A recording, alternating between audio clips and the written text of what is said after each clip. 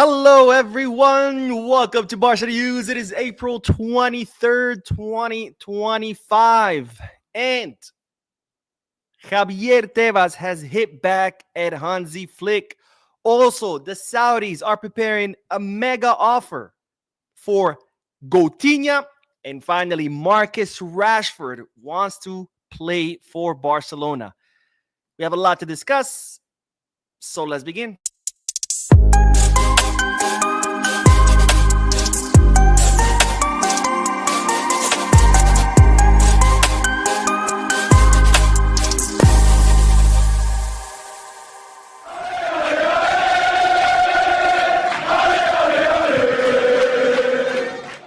Hello, everyone. Welcome to the channel. My name is Mo, and this is the Barca News live podcast, which is on every Mondays, Wednesdays, and Fridays, where we discuss Barcelona news, but where I also get to interact with you lovely people in the chat section by reading your comments, answering any questions, and getting a discussion going. For those of you who will be watching when the podcast ends out, don't worry. I will be putting timestamps in the description and chapters in the timeline.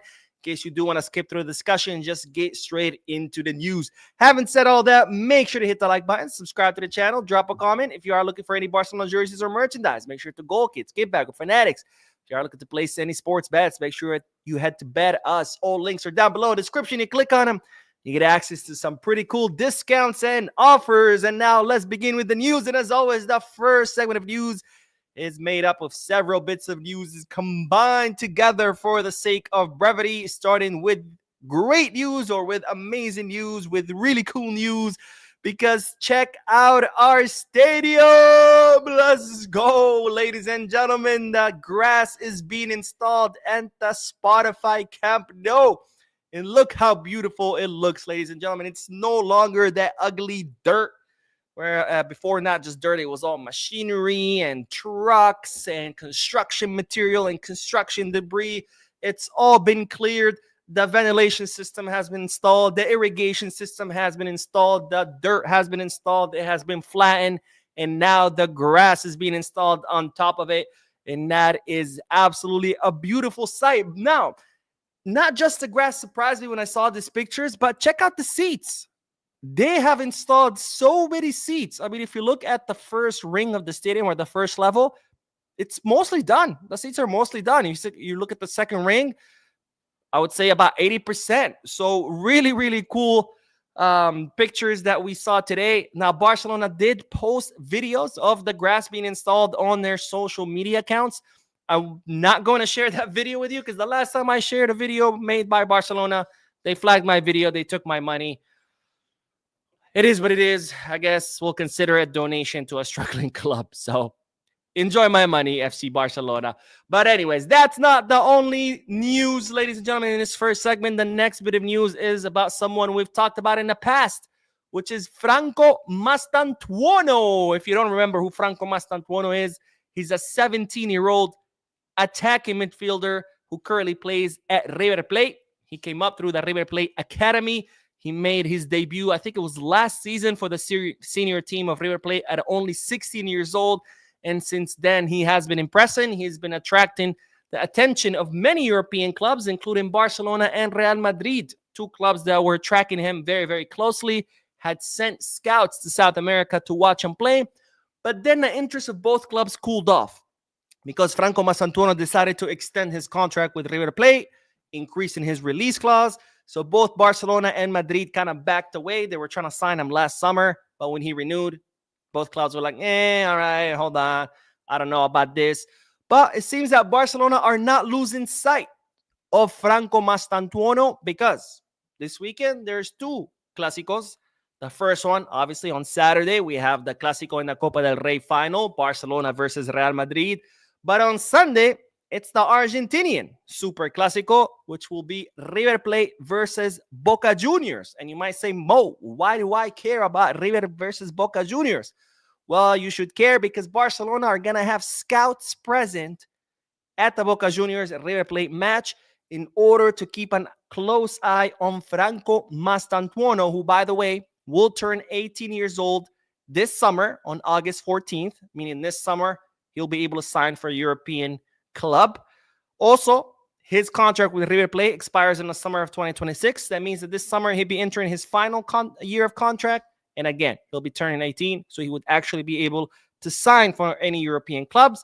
And Barcelona will be watching him closely at the River Plate versus Boca Junior Super Clásico match. Now, River Plate are also in the Club World Cup. So Barcelona will be keeping an eye on Franco Mastantuono throughout the Club World Cup to see how he does. And that might change things for Barcelona. They might, get back into the race with for Franco Mastantuono, which is reported River Plate would want around 45 million euros for him, which, of course, my question to you is, do you think Mastantuono is worth 45 million euros? Or do you think Barcelona should sign him? Yes, no, let me know down below in the comment section. I did get the pleasure and to be able to watch Franco Mastantuono when I was in Argentina in December. I watched a River Plate match. He came off as a substitute. I'd say I saw some interesting things. He's definitely... He had really good runs in positioning. He also had really good passing. He combined well with his teammates, really good crosses into the box. But besides that, there was nothing that I saw that I was like, wow, this guy is absolutely amazing. Again, he's only 17 years old. Scouts are much better than me or anyone else being able to tell as far as potential. That's not something I'm really good at judging. I can only judge what I see at the moment. And what I saw at the moment, I wasn't highly impressed. I'm not saying he's a bad player. I thought he was a good player. He had many interesting qualities. I just didn't think he was like, wow. But again, I'm no scout. And if Barcelona scouts are following him because they think that he has really good potential and can become even much better, which of course would make sense. He is 17 years old after all. Anyways, the last bit of news of this first segment is great news, and it's in regards to Hansi Flick, because, ladies and gentlemen, the German coach has agreed to extend his contract with Barcelona for 2 more years, extending his contract from 2026 until 2027. Now, you might say, Mo, you said 2 years. 2 years from now. Now it's 2025. You add 2 more years. That takes you to 2027. Of course, originally his contract was until 2026. So technically 1 more year than what he initially had signed. 2 more years from now. But anyways, Flick will be at the club for 2 more seasons after this one. The negotiation is done. The agreements are all done. Everything is finalized. However, the club will not officially announce this until they figure out their financial fair play. Because financial fair play is not just for players, it's for everybody who works for the club. That includes coach, staff, players, janitors, anybody who works for the club, their salary goes into the financial fair play. That includes Flick. So once Barcelona figure out their financial fair play, they'll make this announcement official. But unofficially, it's all done. Agreed to, done. Flick will be at Barcelona for 2 more seasons. All right, let's do the comment section. And then we are going to talk about Javier Tebas, the professional loser, the professional idiot. Javier Tebas and his statements hitting back at Hansi Flick. It's like, my friend, stop. Anyways, Gilberto Vidal says, mega offer. Yes, mega offer. I'll talk about it in a little bit. Brian Alanis says, hey, Mo, super excited for the final this weekend. I am too. Today, actually, I watched a little bit of Real Madrid's match against Getafe. And I have to say, every match I watch, I haven't seen too many, but every time I watch Madrid play, I'm just like, this team is shit. Real Madrid is shit. It's absolute. Today, they struggled against Getafe. And I mean, like, struggled. As in, you know how Getafe always play very dirty, where they fake fouls, they throw themselves on the ground for like 10 minutes. They're constantly disrupting play. They're constantly wasting time.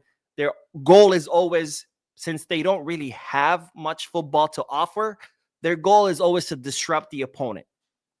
Not allow the opponent to start flowing, not allow the opponent to get into rhythm, not allow the opponent to circulate the ball. Just disrupt with any means possible, whether it's starting fights, hitting the other players, faking injuries, whatever it may be. That's their goal.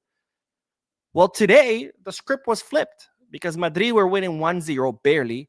Getafe were attacking, and it was Madrid, the ones who were diving, who were faking injuries. Courtois would grab the ball and throw himself on the ground for like 10 minutes. I mean, it was pathetic. Madrid, a big club, one of the biggest clubs in the world behaving not just like a small club, but like a third division club. Like, this team is shit. Real Madrid is absolute shit. And honestly, I'm excited for the final two because I really hope Barcelona give them another thrashing. Because despite being shit, these Madrid players, they think they are like the best in the world. The way they act, their attitude, it's like, all right, it's time to humble them again because this season, they're absolute shit. Lord Aragorn says, Inter just got their asses handed back to them. I'm feeling optimistic about this semi-final. As I've said before, I think this Barcelona, when they're in form, when they are focused, playing with intensity, I think this Barcelona can compete against anyone. I think this is the best squad in Europe, and I have no doubts that we can compete against Madrid in the Copa del Rey final. We can compete against Madrid in La Liga. In the second Clásico, we can compete against Inter Milan in the semifinal in the Champions League. Does that mean it's going to be easy? No. Does that mean it's guaranteed win? No. But I think we can compete. We have the squad, we have the coach, we have the tactics, the identity, all to compete with anyone. Now, whether we win or lose, that's a whole nother story. But as far as competing, we have what it takes. And that's not something I could say last season. It's not something I could say in the previous seasons since Luis Enrique left. Like before, you would be like, okay, I hope Barcelona win. But deep inside, you were like, I don't know if we can. But this time around, I'm like, I know we can. Now, whether we win or not, that's a whole nother story. But I know we can compete, and we have the capability of winning. Gilberto says, I'm so excited for this new stadium to open up. Me too, my friend. Me too. And Siabonga says, hi, Mo. I really was impressed with how Ansu performed, and I honestly think Ford is a much better player than Martin. For a player who has hardly played the whole season, he really played very well. So I gave my thoughts and opinions about this during a post-match live analysis, so I don't want to make it super long. I'll say this. I'm not going to say I was super impressed with Ansu Fati because there was nothing impressive about his performance. It was also not bad. He did his job. I would say it was an okay performance. He didn't wow me, but he didn't disappoint either. So I wouldn't say I was impressed. Maybe I would say I was impressed because the bar was really low. So I guess he exceeded my very low bar. But there was nothing impressive about Ansu's performance. I mean, he had a few good opportunities. You could see that he still has that attacking flair where he knows how to position himself, where he knows when to make those runs. But besides that, he lacks a lot of intensity, doesn't help with the defense, doesn't track back, doesn't help with the ball recovery. It's kind of like, okay, we're attacking. They pass me the ball. Let me explode, do something. And then after that, okay, my job is done. I'm just gonna chill and hope, we'll see if I get another ball and maybe I'll try something else. But for now, I'm just gonna kind of like a little bit like a Joao Felix. So was I impressed by Ansu? I was not. Was I disappointed by Ansu? No, I was not disappointed either. He did his job and that was it. Would I start Ansu again? No. Would I give him minutes? Sure. I think Ansu showed yesterday that he could do his job and could be a good option for matches where you need to rest your starters. But would I actually start him? No, he doesn't have the level to compete with anyone with any of the starters. Not Raphinha, not Lewy, not Lamine. I mean, I don't even know he has what it takes to compete with Ferran, which is crazy to say because Ansu's a million times more talented than Ferran. But as far as what he gave me on the field, I mean, I didn't see any difference between what he did and what Ferran did. But yeah, as far as Ford, yes, really good. He's 100 times more talented than Gerard Martin. But you can see he still lacks a little bit of experience. There was a lot of moments where he would lose focus, where he'd get disengaged. He's really good attacking, but still has to learn how to defend. His defending is still a little bit sloppy and a little bit not up to par. But so that's why I think that's why Flick has been opting for Gerard Martin, because Gerard Martin, being an older player, he's 22, as opposed to Hector Ford, who's 17 or 18, is a more mature player. Now, again, Ford, a million times more talented than Martin. Martin right now is a little bit more experienced, more developed, a little bit more mature as a player. Now, of course, with Ford getting more minutes, maturing, growing more, it will be, I have no doubts that he will eventually take Gerard Martin's spot easily. For now, I would still rely on Gerard Martin because, like I said, Ford, much more talented. He's still a little bit green. He still needs a little bit more growing and maturing. Anyways, let's get back to the news. I'm drifting away, but let's talk about the next bit of news, and then we'll do more comments. I do see your donation, Edwin. Don't worry, I will read it as soon as I'm done with this segment. But let's talk about Javier Tebas, because, ladies and gentlemen, he has hit back at Hansi Flick. If you don't know what I'm talking about, Hansi Flick made that harsh criticism of La Liga, where he said it was a joke the way they don't protect players, the way they don't protect clubs. As far as calendars, all leagues, when you are in this final stage of the calendar, of the season, and you have certain teams who are competing for it all. They're playing the league, they're playing the cup, they're playing the European championship, whether it be the champions, the conference, whatever, Europa. Usually, all leagues around Europe will adjust their league schedule to accommodate those clubs who are playing all competitions so the players can get more rest. Something that La Liga doesn't do. In fact, Barcelona sent a letter out requesting that the Real Valladolid match be scheduled because it was scheduled for 9 p.m. That means it will end at 11. By the time the players shower, get home, everything's going to be 1, 2 a.m. And 3 days later, well, technically it'd be 2 days later, because by the time they get home, it's already the following day. 2 days later, they have a semifinal in the Champions League. Barcelona requested that change of time, at least. If you can't change the day, at least change the time, make the match a little bit earlier. And La Liga said no. So obviously, Hansi Flick was really upset. He criticized harshly La Liga and the Royal Spanish Football Federation, saying it was an absolute joke. Whoever makes the schedule has no idea what the exhaustion that these players have to go through. And what Javier Tebas decided to respond, because it doesn't seem like he has much to do at his job. All he cares about is either talking about Barca or responding to Barca or tweeting about Barca. It's like, dude, when do you even get your work done? Like, you're constantly on Twitter or in front of a mic just talking shit. When do you get your work done? I really want to know. But anyways, these are the statements of Javier Tebas. This house is always open to explaining our scheduling policy. There is no discriminatory agenda. We manage an entire competition, and we must take into account the interests of all clubs, not just one. It's not about helping or hurting any single team.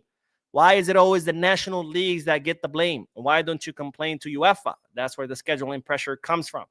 Our goal is to make the league as competitive and attractive as possible for everyone, not just for one or two clubs. And this guy just doesn't get it. I don't know if he doesn't want to get it or if he doesn't have the mental intelligence or mental capability of getting it. It's not about helping or hurting anyone. It's about protecting the interests of the league, which you yourself claim you do. Again, let's focus on that statement. He says right here, our goal is to make the league as competitive and attractive as possible. Okay, let's address that. You want to make the league as competitive and attractive as possible. Who are the two most attractive and competitive teams in La Liga? Barcelona and Real Madrid. Those two teams probably drive 90% of the profits of La Liga, whether it be TV viewership, sponsorship, merchandising, whatever. If Madrid and Barcelona didn't exist, no one would watch La Liga. Are you telling me you're going to watch La Liga to see who? Atletico Madrid? No one gives a shit about Atletico Madrid. Getafe, Valencia, Sevilla? Nobody gives a shit about those teams. I mean, maybe obviously the local people who live in those towns, but internationally speaking, nobody gives a shit about those teams, okay? People watch La Liga because they want to see Barca and Madrid, okay? So we can all agree on that. I think that's a fact, not an opinion. So you say you want to protect La Liga, okay. How about you protect your two biggest money makers, Barcelona and Madrid? How do you protect them? Well, by making sure that the players get some rest so they can continue to compete, so people can continue watching them, and so La Liga can continue making money. If you say, fuck you, we're not going to do anything for you, and the calendar is going to stay the same way, and the players start getting injured, there are no players to compete. There's no viewership. If there's no viewership, there's no money for La Liga. Also, what's more competitive than seeing the best starting 11 of Barcelona playing against the best starting 11 of Real Madrid? There's nothing more competitive than that, since you claim you want to make La Liga as competitive as possible. Or would you rather see Barcelona's bench versus Real Madrid's bench because all the starters are injured because you're too stupid to plan a calendar? Again, I'm just using the same argument that Tebas said. He wants to make it competitive and he wants to protect it. Okay, well, this is how you protect it and this is how you make it competitive. But this guy just doesn't get it.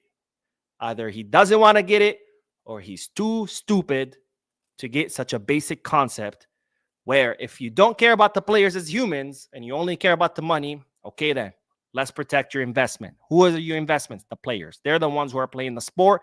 They're the ones who generate the money. Who are the players who generate the most money? Are Barca and Madrid players. Okay? It's pretty easy.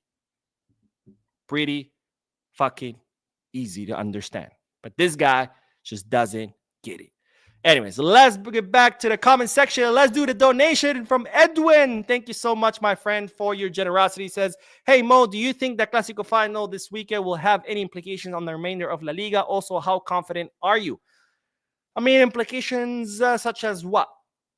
I think if Barcelona defeat Real Madrid and they do it like they did the first two El Clásico matches, Spanish Super Cup final and La Liga, I think it could have implications, right?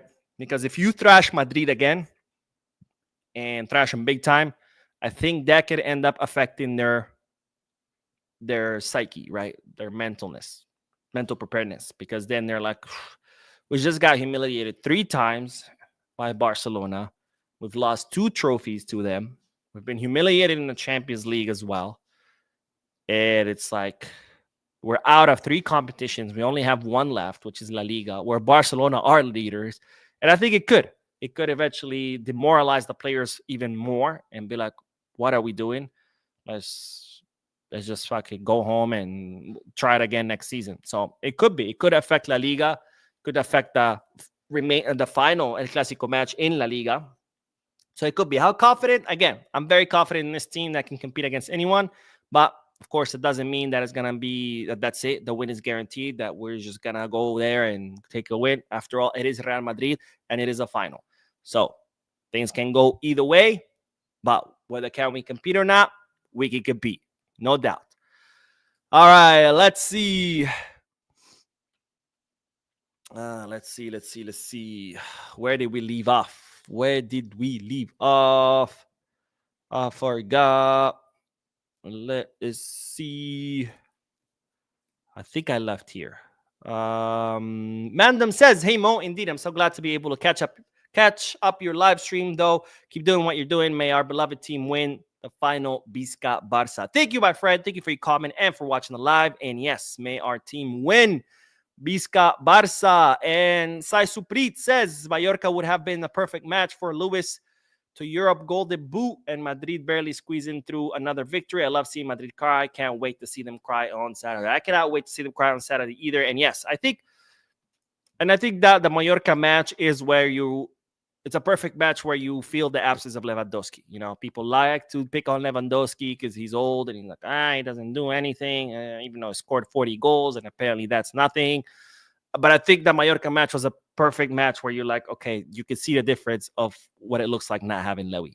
Because Lewy would have converted at least 1 or 2 of those 40 shots that we took during that match. Because sure, Lewy might not be the striker that you all want to see at Barca, someone that can, track back and grab the ball and run forward and dribble players. But one thing he knows how to do is convert loose balls in the box into goals. I mean, nobody can take that away. I mean, he is one of the most prolific strikers of our generation. I think as far as goal scorers, it goes Messi, Ronaldo, and then Lewy's right there. No doubt about it. Let's see. Ahsan said, bro, are you joking, bro? Camavinga was injured. I'm not sure what you're talking about. I'll say this, though. As long as Rudiger plays, I'm happy. Because I think Rudiger is probably, how do I say this lightly? Okay, this is very lightly. Rudiger is the dumbest player that's ever played the sport. I mean, this guy makes the dumbest mistakes. So as long as Rudiger plays, I'm all for it. Again, this is putting it lightly. Jack Dish says, if Marcus Thuram doesn't play against us in the first leg, then we have a good chance to keep a clean sheet. In the first leg, Lautaro looks toothless without him. Interesting take. I think if Barcelona play like they know how to play at their best, talking about Barcelona from September, October, January, February, March. The Barcelona that thrashed Madrid twice. The Barcelona that thrashed Bayern Munich. Barcelona that thrashed Dortmund during the first leg. If Barca plays like that, I don't think it matters whether it's Thuram or anyone. I think Barca has a good chance of going through. But that's the key, right? Because we've seen if this Barca is at 100%, they're unstoppable. There's nobody that can touch them. But if they go below the 100%, it becomes a vulnerable team. You know, there's no in between for this Barca. They're either the best in Europe or they're a vulnerable team. So they're going to have to be at their best. They cannot take their foot off the accelerator. They're going to have to keep up the intensity, the focus, the concentration. And if that happens, I have no doubt that this Barcelona can get through. We'll see what happens. All right, let's do the next bit of news because we do have to talk about Coutinho, otherwise known as Raphinha. Well, actually, that's his name. I'm the one who called him Coutinho, but it's okay. We could call him either one, either Raphinha or Coutinho. But the news is that, ladies and gentlemen, the Saudis, more specifically, Al Ittihad, right? Or is it Al Hilal? I confuse all these teams. Whatever Neymar played, I don't really care because who cares about the Saudi league? But anyways, the news is that the Saudis are preparing a mega offer for Coutinho. They wanna seduce, and I don't mean sexually, I mean sporting-wise. They wanna seduce Raphinha.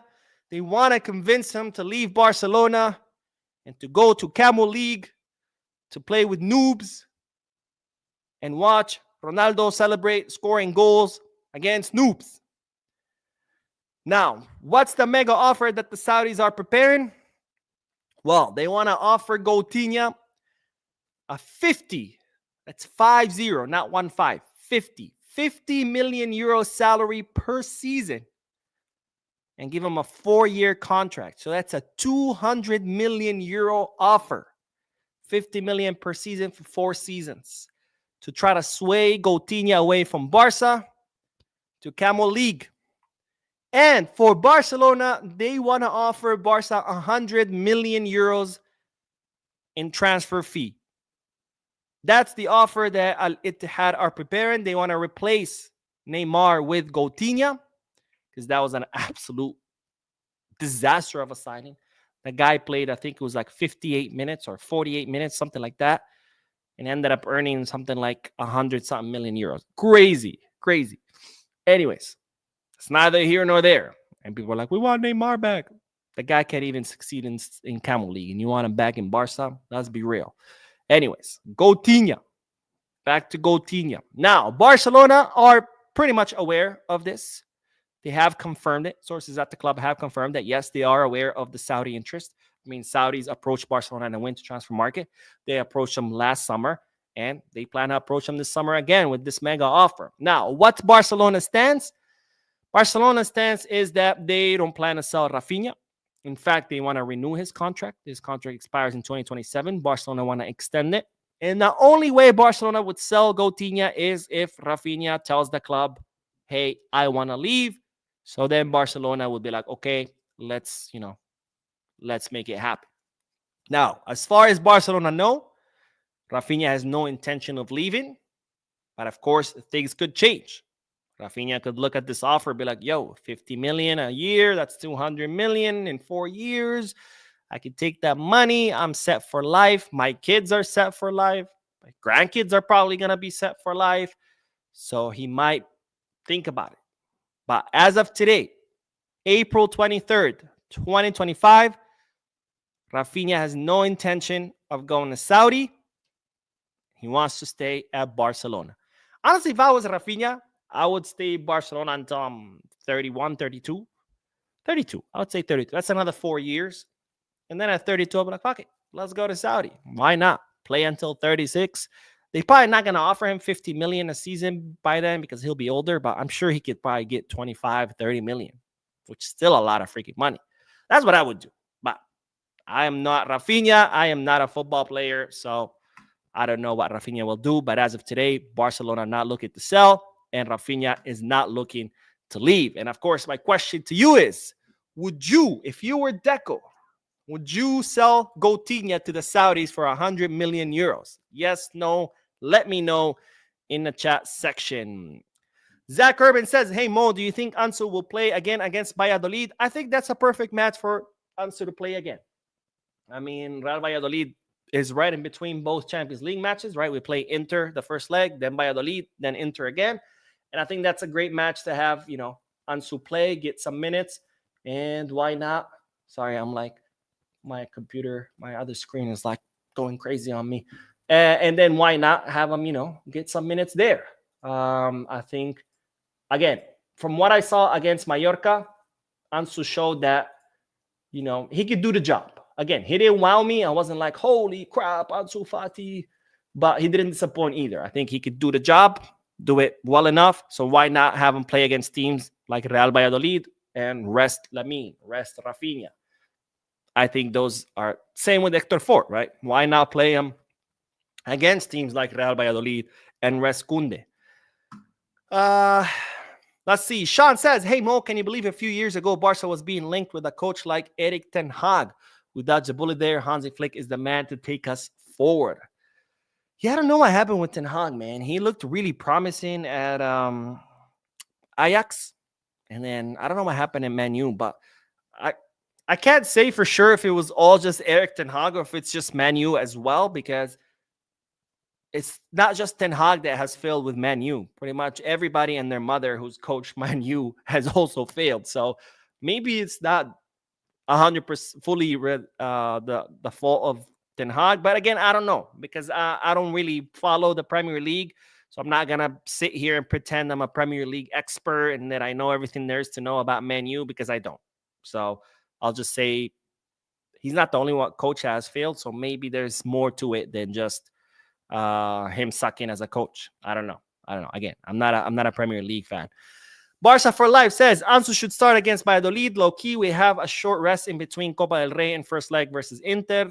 We need to rotate heavily for that game so we are fresh versus Inter. I agree with you, my friend. And again, Real Valladolid, I think they're in last spot. I think last time we played with them, it was like 7-0. So it's definitely not a team that's going to give us problems. So absolutely, we could definitely repeat the same recipe that we did against Mallorca against Real Valladolid. Rest all of our starters and put in the subs, and that way the subs get minutes so they stay in competitive form and the starters rest. So it's a win-win, right?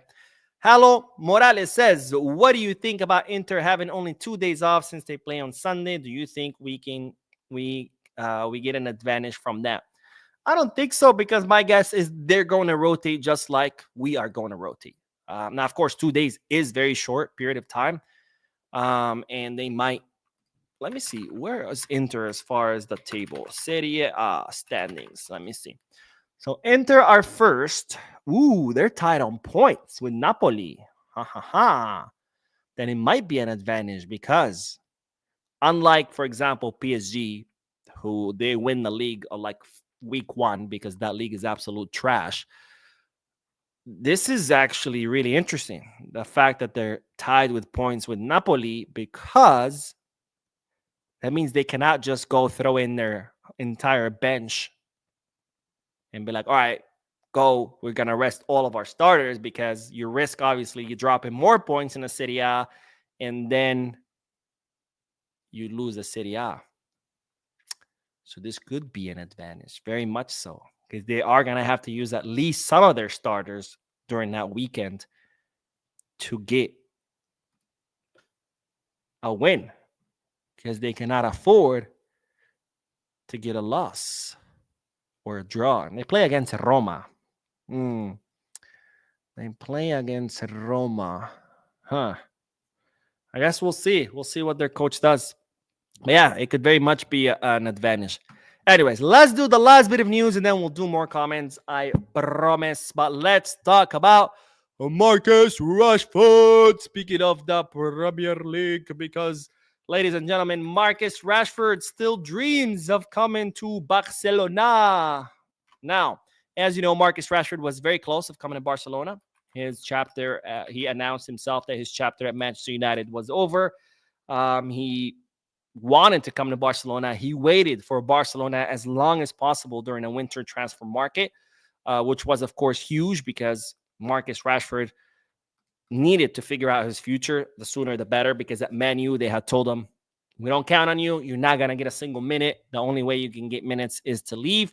So Marcus Rashford needed to leave to get minutes. And the fact that he waited for Barcelona for as long as possible, that was huge because that could have backfired, right?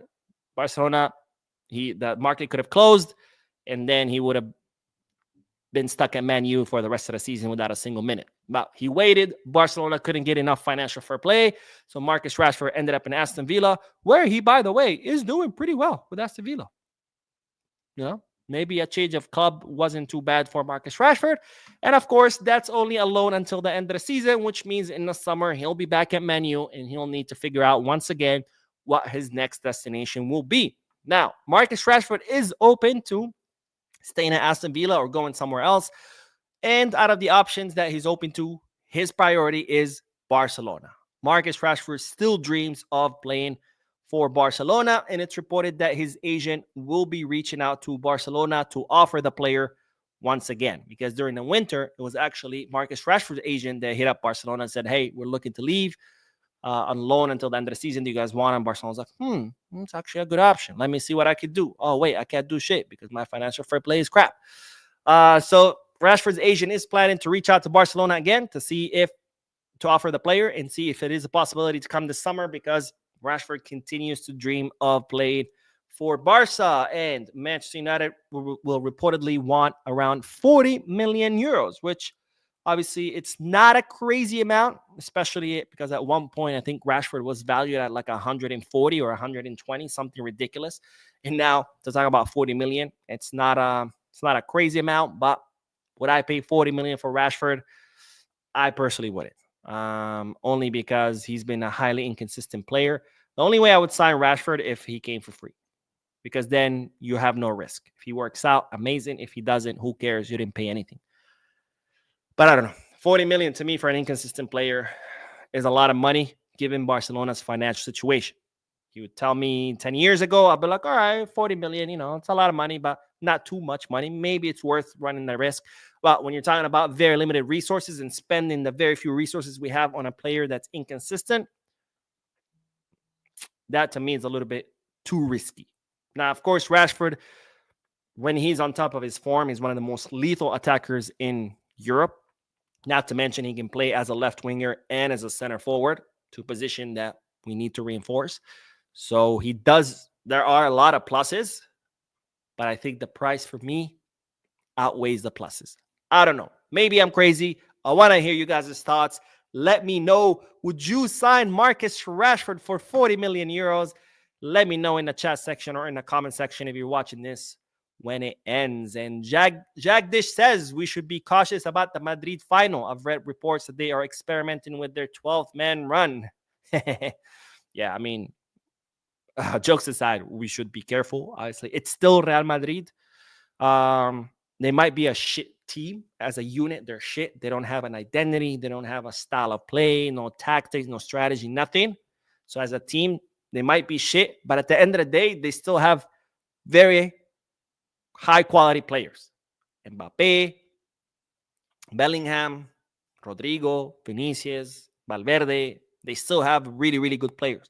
So they might be shit as a team, but individually, if one of those guys gets a brilliant run, a brilliant hit, they could cause damage. So we should, of course, be cautious. My man Curtis says the other leagues help their clubs with scheduling games for the clubs and actually postpone games to help them in the Champions League. Yeah, absolutely. Except La Liga. And by the way, it's not that La Liga doesn't do that at all. They did that last season for Madrid.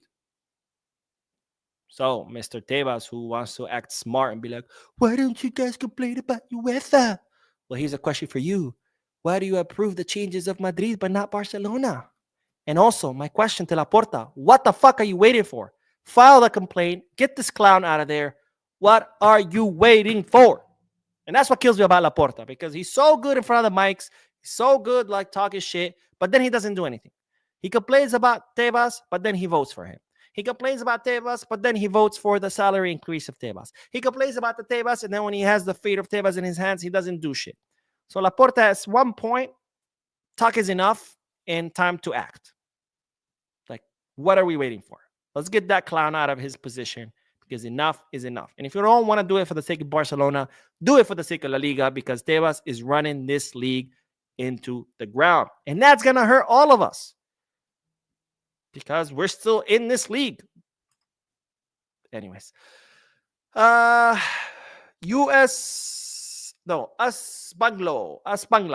Mo, have you saw the pitch install? Yes. I talked about it at the beginning of the stream. If you haven't seen it yet, make sure you do once the stream ends. And Innocent Ongaji says, hi Mo, watching it from Nigeria. Thank for your dedication and hard work. I will keep supporting you 200%. Thank you, my friend, for watching and for your comment. And Joe says, this team looked like they had a new life without Lewandowski. It doesn't make sense. He scores a goal and then we concede twice. I completely disagree with that. If anything, this team showed that they needed Lewandowski because there was nobody to convert those chances. Ahsan said, I love your content, bro. As a Madridista, I have to say that you are the best Barca content creator ever. Spitting facts, not hate. Yeah, we are shit in this season. Well, thank you, my friend. And it's very refreshing to see that, you're honest about your team. I think that's very important. The only way to improve a team is to be honest with yourself. And that goes not just for Madridistas, that goes for Barcelona fans too, because last season we were shit. But instead of Barcelona fans admitting that we were shit, they were over here hating on me, telling me I'm a hater and that I'm crazy and that Xavi's the best ever. And it's like, yo, do you want to see your team improve or do you want to see your team stay playing like shit? Because it seems that people prefer to be right than seeing their team improve. Right? They prefer to be right about Xavi than they prefer than see Barcelona improve. So we need more fans like you, my friend, not just on the Madrid side, but on the Barcelona side too, because we went through what you're going through last season. And the only way to improve is to accept that you're shit.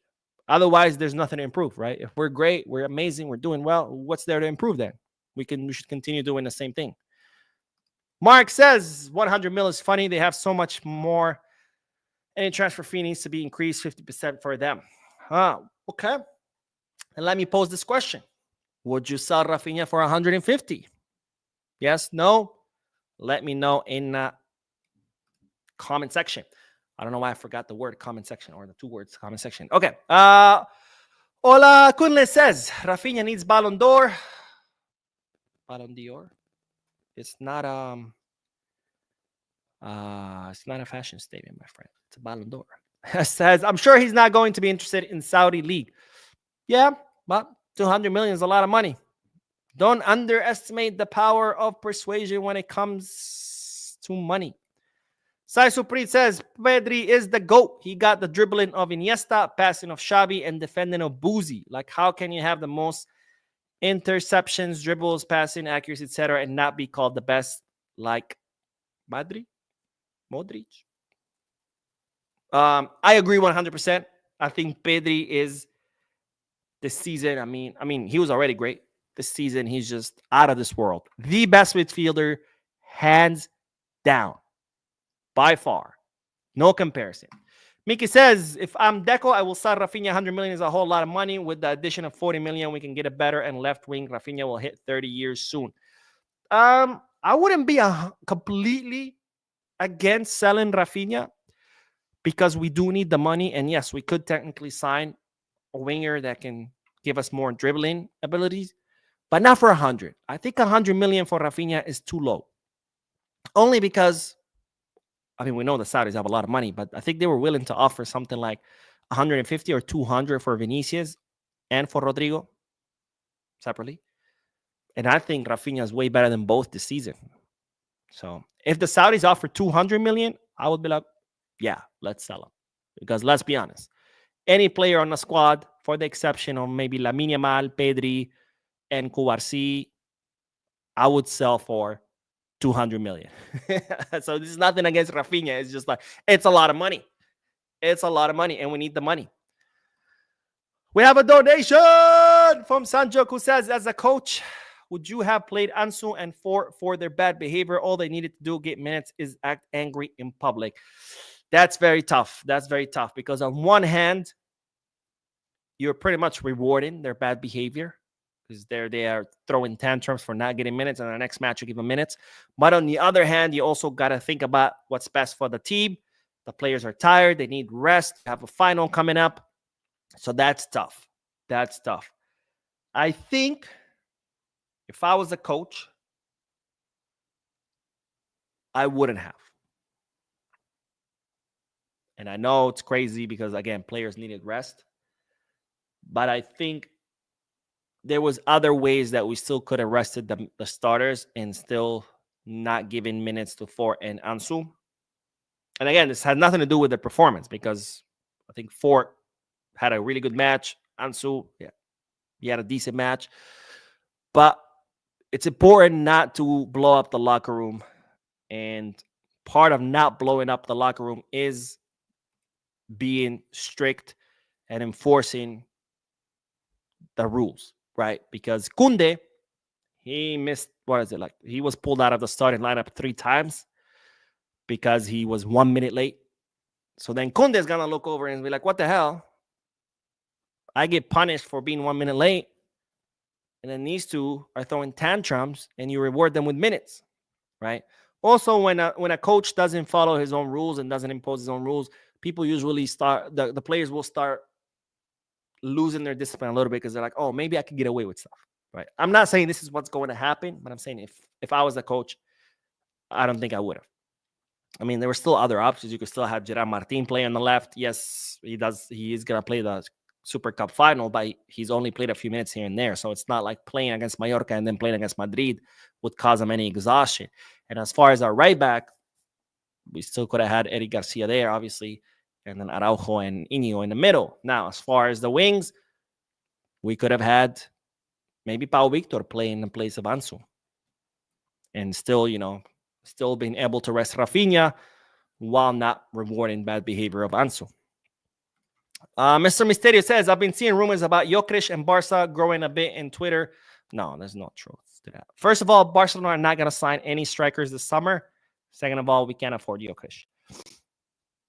Interesting fact, by the way, Jokic and Lewandowski have the same conversion rate. Where people are always like, Lewandowski misses more than he scores. Well, duh, every single player in the world misses more than they score. And in fact, elite strikers, who obviously miss the least, only make 1/3 of their chances. Think about that. Elite strikers, the best strikers in the world, miss 2/3 of their chances.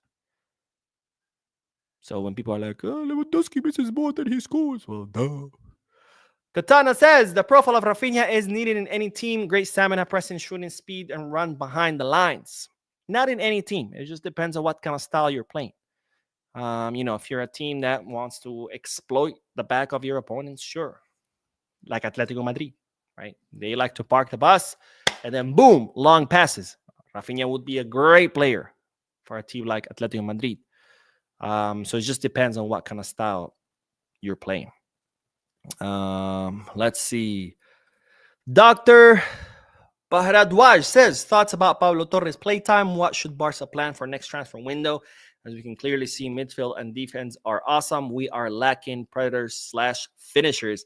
Pablo Torre, I think he's a good player. He's a good option, but unfortunately, our midfield is stacked. So it's nothing against him. They're just like better players ahead of him. Doesn't mean he's a bad player. They're just, relatively speaking, they're better players. Because your performance on a team is not just measured individually. It's also measured relatively speaking, right? You can be an 8 and you go to a team that's full of 7s. You're the best player there, right? You're going to start every match. You're going to be the star. But then you go to a team full of 9s. You're still the same player, same skills, same everything. But now you're not a starter because now there are players ahead of you. Does that mean you're bad? No, you're still an 8. You're still a good player. They're just better players, right? And Curtis says 40 million is excellent for Rashford. Remember what happened to Raphinha, Man United in its unstable environment, and everyone on the team was bad. It's not Rashford's fault. No, but it's not just about his performance on the pitch. It's what he's done off the pitch too, right? Fighting with his coaches, different coaches, not just one. The whole partying and all the extracurricular activity and the night scene, crashing cars, and there's more to it than just bad performance. You know, there's more signs of, wait a minute, is this the kind of player we want in our locker room? Right? Especially because our locker room is full of youngsters, a lot of impressionable players. Do we want some? That's why I was like vehemently against Neymar coming to Barca. Not just because he's finished, but do we really need that kind of influence on players like Lamine? You know, Lamine's a teenager. And when you're a teenager, you think you're the hot shit. And Lamine Yamal is already the hot shit because he's the best player in the world.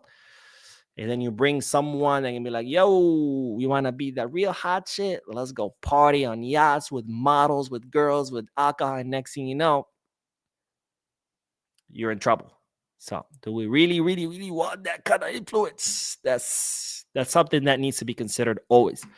Kurt Alexander says, hey, Mo, good night. I must say the season looks like Trebel. I really enjoy seeing Fati play and really wish he could have at least scored one of the many chances that he got, but great game. I really hope we win in Trebel too. Again, I did not see Ansu Fati having a great game. He didn't have a terrible game. He had a decent game. I wouldn't say there was anything wow about it. But, you know, it's pretty good considering that he hasn't played. So I guess we cannot be too critical since he's not really in competitive form. And Christian says, if Barcelona can keep up their momentum, they'll win the Trebel and set a record. Amen, my friend. I really hope so. And then the last comment says, Shane says, Madrid players party a lot, bad atmosphere. And with that, ladies and gentlemen, we will end this live stream. Oh my God, 51 minutes. I think this is the longest live stream I've ever done. So thank you guys for bearing me talking for so long. Thank you for your comments, your likes, your subscriptions, your generous donations. Don't forget to hit the like button if you haven't done so yet. Don't forget to subscribe if you haven't done so yet. And of course, let me know your thoughts and comments down below about everything that we discussed today. I will be uploading one more news video, so stay tuned to the channel. I will see you in that video. And as always, Visca Barça.